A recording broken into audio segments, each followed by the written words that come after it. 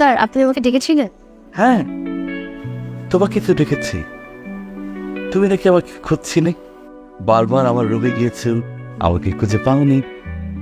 আচ্ছা, কিছু বলতে চান? হ্যাঁ স্যার, কিছু কথা ছিল। কথা? কথা? স্যার কথাটা পার্সোনাল আবার অফিসিয়াল।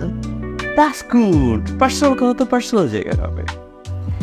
মানে স্যার আমি আপনার কথাটা বুঝতে পারলাম না। ইয়েস, আমি তোমাকে বুঝিয়ে বলছি। শোনো শোনো ঈশিতা, হেড অফিস আমাকে জরুরি ভিত্তিতে কেন কল করেছিল জানো? না স্যার। আমার কাছে লিস্ট চেয়েছে, কার প্রমোশন হবে, কার ইনক্রিমেন্ট হবে, তার একটা লম্বা চওড়া লিস্ট। স্যার আপনি আমাদের জেনারেল ম্যানেজার, আপনার কাছেই তো চাইবে। দ্যাটস রাইট, আমার কাছেই তো জানতে চাইবে। আমি চাইলেই তোমার বেতন বাড়ানোর জন্য সুপারিশ করতে পারি, তোমার প্রমোশনের জন্য সুপারিশ করতে পারি, তোমার ইনক্রিমেন্টের জন্য সুপারিশ করতে পারি, আবার চাইলে তোমাকে বাদও দিতে পারি। এখন তুমি কি চাও না তোমার প্রমোশন হোক, তোমার স্যালারি ইনক্রিমেন্ট হোক? স্যার আমি আমার সর্বোচ্চ চেষ্টা করে কাজ করেছি। আপনার যদি মনে হয় আমার প্রমোশন হওয়া উচিত তাহলে হবে, আপনার যদি ভালো মনে হয় স্যার। কিন্তু আমি তো মনে করি তোমার চাকরিটাই থাকা উচিত নয়। স্যার আমাকে বাদ দিবেন কেন? প্রথম দিন থেকেই তোমাকে বলেছিলাম আমার সুনজরে থাকো, কিন্তু তুমি তো আমাকে পাত্তাই দিলে না। স্যার আমি পাত্তা দিব না কেন? আপনি আমাকে যা বলেছেন আমি তাই করেছি। করনি, তুমি বুঝেও না বোঝার ভান করেছো। স্যার আমি আসলে আপনার কথা কিছুই বুঝতে পারতেছি না। ঠিক আছে, তাহলে আমি লাউড অ্যান্ড ক্লিয়ারলি বলছি, আমি সিদ্ধান্ত নিয়েছি আমি তোমাকে বরখাস্ত করব।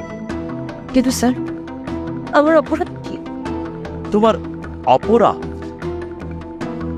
তুমি আমাকে তোমার কোনো কাজে স্যাটিসফাই করতে পারো।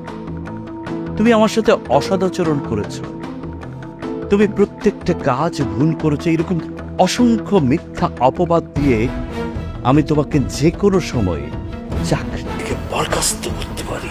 স্যার এমনটা করবেন না প্লিজ, আমাকে আরেকটা বার সুযোগ দেন। আপনি যা বলবেন আমি সব কিছু মেনে নিব। সত্যি সত্যি পারবে? অবশ্যই পারবো স্যার, আপনি আমাকে শিখিয়ে দিবেন, আমি সব আপনার কথা মতো করবো। That's good. That's good, my baby. Sir এভাবে কাজ করতেছেন কেন? সিদ্ধান্ত নেওয়ার দায়িত্বটা তোমার। আমার সিদ্ধান্ত হচ্ছে আমার এই কোম্পানিতে তুমি চাকরি করতে হলে সপ্তাহে একদিন আমার বাংলোতে আসতে হবে, না হলে কি হবে জানো? তোমার চাকরিটা থাকবে না। আর যদি আমাকে খুশি করতে না পারো তাহলে তোমাকে চাকরি থেকে ছুটি দিতে। আমি খুশি থাকলে তুমি নিশ্চিন্ত, এই পুরো অফিসটা তোমার। তুমি যখন খুশি তখন আসতে পারো, যখন খুশি তখন যেতে পারো। মাস শেষে তোমার স্যালারি ড্র করবে, তুমি ইনক্রিমেন্ট পাবে, বেতন বোনাস সব যুক্ত হয়ে যাবে, কোনো অভাব থাকবে। এবার ভেবে দেখো কি করবে। যদি রাজি থাকো তাহলে আমার বাংলোতে চলে এসো, আমি তোমার অপেক্ষায় থাকবো। বনি ওখানে কেউ থাকে না, আমি ওখানে একাই থাকি। আর যদি না আসো তাহলে কাল থেকে রেডি থাকো। অফিসে প্রত্যেকটা কাজে প্রতিটা সময় তুমি বাধাগ্রস্ত হবে। তোমাকে এমন ভাবে কেউ প্রতিপন্ন করা হবে তুমি চেহারা তুলেও দেখাতে পারবে না। প্রতিদিন তোমার নামে হেড অফিসে কমপ্লেইন করব, কমপ্লেইন করতে করতে এমন অবস্থায় নিয়ে যাব হেড অফিস বাধ্য হয়ে তোমাকে চাকরি থেকে নক আউট করবে। আফটার অল আমি এই কোম্পানির জেনারেল ম্যানেজার, আমি শফিউল আলম বাবু।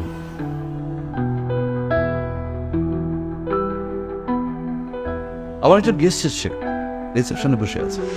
যাক,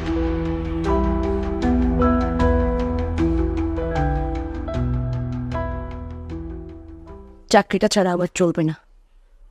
মায়ের চিকিৎসা, ছোট ভাইয়ের পড়াশোনার খরচ, নতুন চাকরি পাওয়া তা তো সহজ না।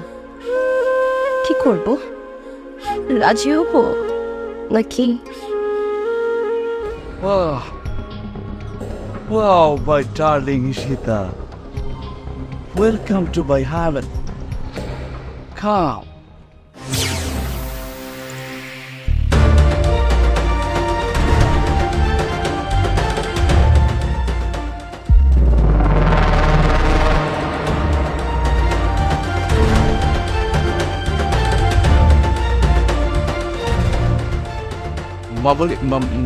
মামুনি, তুমি?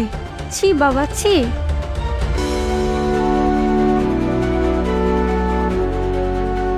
আমি অনেক বড় গলায় এই আপনাকে বলেছিলাম আমার বাবা অনেক ভালো একজন মানুষ, খুবই ভালো।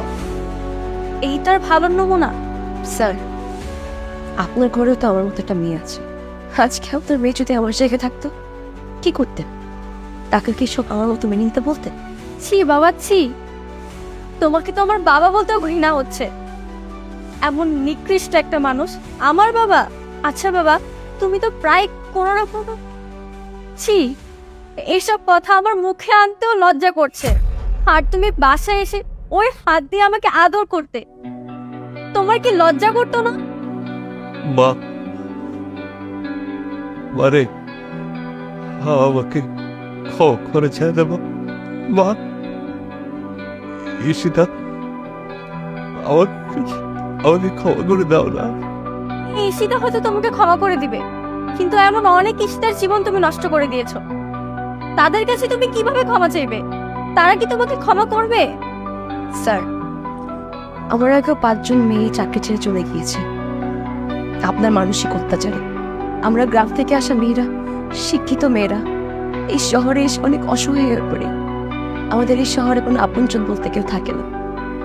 আর আপনার মতো খারাপ লোকেরা, নোংরা লোকেরা এই অসহায়ত্বের সুযোগ নেন। সুযোগ নিয়ে আমাদেরকে নোংরা প্রস্তাব দেন, বাধ্য করেন চাকরিটা ছেড়ে দিতে, না হয় আপনাদের মতো সেই নোংরা প্রস্তাব, সেই নোংরা লালসার শিকার হতে। স্যার, আমি তো একটা যোগ্য নারী, শিক্ষিত নারী। এই চাকরির পথে টিকে থাকার জন্য বা এই চাকরি পাওয়ার জন্য সকল ধরনের যোগ্যতা আমার আছে। তারপরও না, আপনি আমাকে নানাভাবে হ্যারাস করেছেন। আমার এই চাকরিটা টিকিয়ে রাখতে হলে আপনাকে খুশি করতে হবে। কেন স্যার? অন্য সবাই তো নিজের যোগ্যতায় এই চাকরিতে টিকে আছে, তাহলে আমাকে কেন আপনাকে খুশি করতে হবে চাকরি টিকিয়ে রাখার জন্য? আমি নারী বলি, আমি অসহায় বলে এই শহরে আমার কেউ নেই, তাই একবার ভেবে দেখুন তো স্যার, আপনার এই মেয়েটা যদি অন্য একটা অফিসে চাকরি পায়, তাকেও যদি এই সেম সিচুয়েশন ফেস করতে হয়, তখন আপনি কি করবেন জানেন স্যার? আমার বাবা নেই, আমার এই চাকরির টাকায় আমি আমার পরিবারকে চালাই। আমার মা অসুস্থ, আর চিকিৎসার টাকা আমার জোগাড় করতে হয়, সেই খরচও আমি চালাই।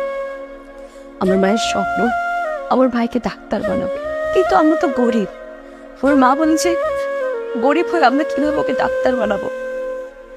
আমি বলেছি আমি শিক্ষিত, আমি আমার ভাইয়ের পড়াশোনার খরচ দিই, আমি আমার মায়ের স্বপ্ন পূরণ করবো, আমি ওকে ডাক্তার বানাবো।